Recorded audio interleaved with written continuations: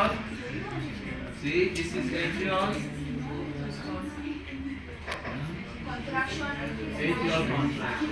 This is the volume changes in the left ventricle. And the last topic in this chapter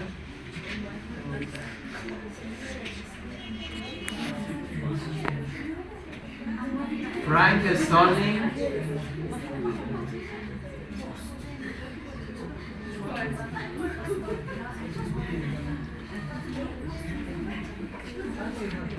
Otto Frank and Ernest Starling went to 19th century.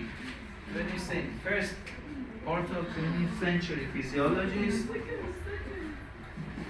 who introduced this stuff. The more blood that is coming into the healthy heart, which is called venous return,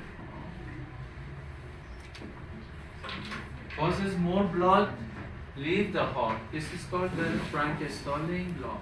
More blood is coming, more blood is going. In healthy, within physiological state. Within physiological state means in healthy people, in healthy heart. Venous return equals to cardiac output. Input equals to output. This is called Frank-Starling law. Input, output. Input and output are equal to each other. Input and output are equal to each other. I hope you can remember from skeletal physiology contraction. See, this is a sarcomere. Z is acting molecule. How much is the sarcomere length at resting state? We don't remember. We didn't take. You didn't take cell physiology and the skeletal. The idea, yes, but not the exact length. Thanks God. 1.6. Micron. 3.6. 3.6. Total.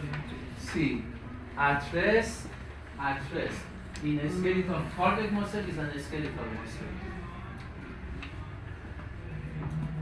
The difference is that it is not under your control, but the skeletal muscle is under your control. So the sarcomere length at rest is about 2 up to 2.2 micrometers.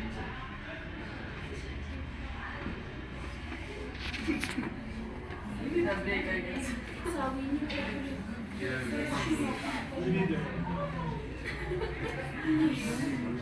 Listen.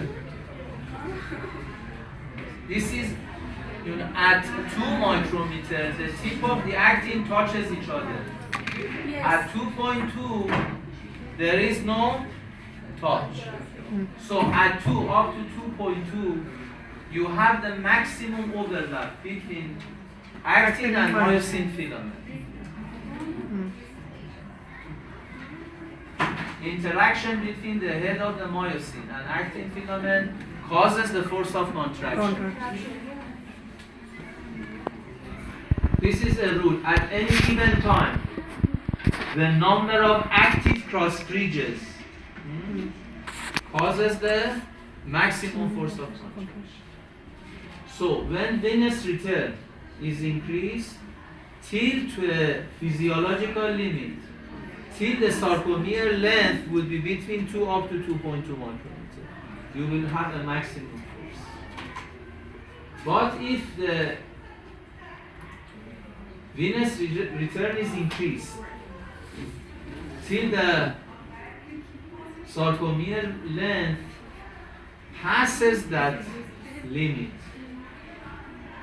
I mean the interaction between the myosin and actin filaments are reduced, the cardiac output will also be reduced. This is the physiologic reason behind the Frank-Starling law. So this is an intrinsic activity of a skeletal, a striated muscle. Both a cardiac and a skeletal muscle.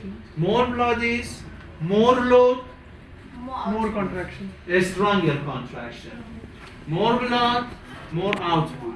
This is due to the sarcomere length. But when the sarcomere length reaches to 3.6, then there is no overlap between actin and myosin.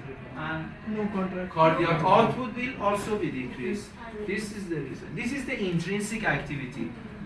Starling, Frank Starling and Ernest, Otto Frank and Ernest Starling law. This is an intrinsic property of the cardiac and striatum. Oh. Extrinsic is the activity of sympathetic and parasympathetic effect. Intrinsic.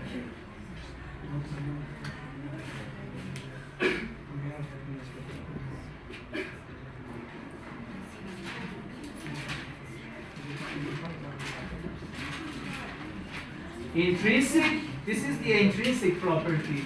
Frank Starling is an intrinsic property. Sympathetic activity, extrinsic property. Question? Listen.